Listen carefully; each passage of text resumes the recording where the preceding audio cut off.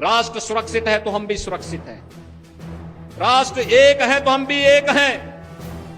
राष्ट्रीय एकता के मार्ग में सबसे बड़ी बाधा यही है जो वंदे मातरम के मार्ग में बाधा है, यही बाधा है। और इनको पहचानो, इन चेहरों को पहचानो जो शासकीय योजना में हड़पने की होड़ में पहली लाइन में खड़े होते हैं, लेकिन जब वंदे मातरम गाने की बात होती है तो कहते हैं कि नहीं, हम नहीं गाएंगे। कोई मत हो, कोई मजहब हो, कोई जाति हो, और राष्ट्र से बढ़कर के नहीं हो सकता। याद रखना, हम सब के लिए राष्ट्र प्रथम होना चाहिए। बहनों और भाइयों, मैं तो आप सबसे कहूंगा, हमें राष्ट्रीय एकता के मार्ग की इन बाधाओं को दूर करना होगा। ये जातिवाद की राजनीति, परिवारवाद की राजनीति, क्षेत्रवाद की राजनीति, मत और मजहब के नाम पर विभाजन, समाज में किसी भी प्रकार की उस दुष्प्रवृत्ति को जो भाई को भाई से लड़ाने की, जाति को जाति के साथ लड़ाने की, एक क्षेत्र को दूसरे क्षेत्र से लड़ाने की, किसी द्रव्य संधि पर आधारित हो, उसको कतई हमें स्वीकार नहीं करना चाहिए, कतई स्वीकार नहीं करना चाहिए।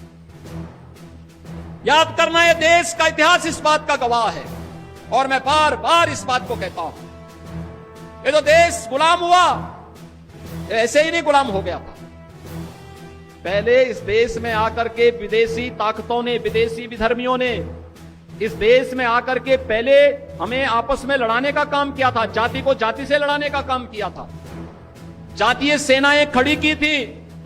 ये जातीय सेनाएं ऐसे ही लड़ा लड़ा करके पूरी ताकत को कमजोर कर दी, और बाद में फिर बीच में घुस करके एक पक्ष को अपने साथ जोड़ करके ये दिखाने का कार्य करती थी कि वह उनके हितैषी हैं, लेकिन वास्तव में हितैषी नहीं थे, वह तो देश पर काबिज करने के लिए आए थे। बहनों और भाइयों, इतिहास केवल पढ़ने की नहीं, आत्मावलोकन का एक अवसर भी हम सबको देता है। इतिहास की गलतियों का परिमार्जन जितनी जल्दी हो सके हमें करना चाहिए, और इतिहास के गौरवशाली क्षणों से प्रेरणा प्राप्त करके आगे के भविष्य को स्वच्छ और सुंदर बनाने में हमें योगदान देना चाहिए। कुछ लोग हैं, कहेंगे खाएंगे, रहेंगे हिंदुस्तान में, खाएंगे हिंदुस्तान में, लेकिन वंदे मातरम गाएंगे नहीं। हम उनकी मंशा को समझें, हम उनकी मंशा को समझें। ये बाध्यकारी नहीं है, लेकिन यह समझने की विषय वस्तु भी है। जो लोग वंदे मातरम का विरोध कर रहे हैं, वे भारत माता का विरोध कर रहे हैं। यह किसी व्यक्ति के लिए नहीं,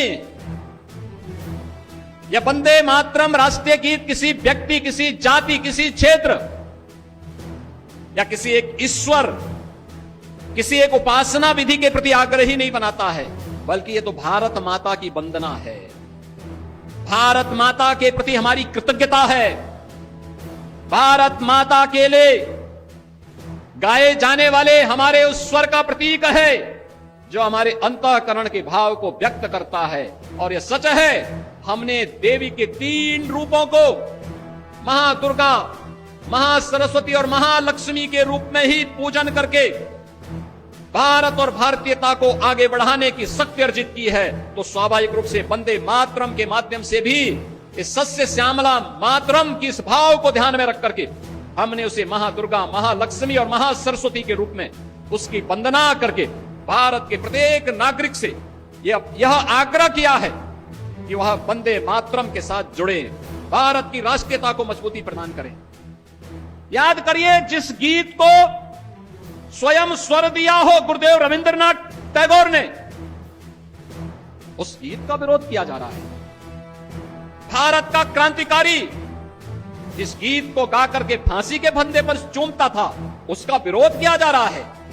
भारत की एकता और अखंडता का प्रतीक जो गीत है, उसका विरोध किया जा रहा है। इस विरोध के लिए कोई जगह नहीं होनी चाहिए, हमारे यहां कोई जगह नहीं होनी चाहिए। और इसीलिए मैं आप सबसे अपील करूंगा, बहनों और भाइयों, कोई मत हो, कोई मजहब हो, कोई जाति हो, और राष्ट्र से बढ़कर के नहीं हो सकता।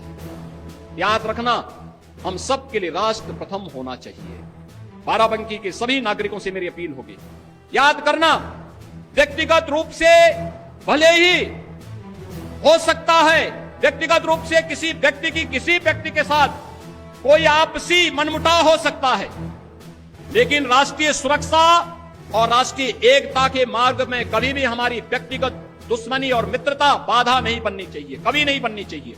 जब भी राष्ट्रीय एकता की बात हो, हम सबको अपने मतभेदों से ऊपर उठ करके राष्ट्र के प्रति समर्पण और राष्ट्र प्रथम भाव के साथ अपने आप को एकता के सूत्र में बांधने के लिए, जिससे भारत एक बन सके, श्रेष्ठ बन सके। और प्रधानमंत्री मोदी जी की मंशा के अनुरूप जब ये देश अपनी आजादी के 100 वर्ष पूरे कर रहा होगा, तब विकसित भारत के साथ साथ विकसित उत्तर प्रदेश, विकसित बाराबंकी के सपने को भी हम साकार कर सकें।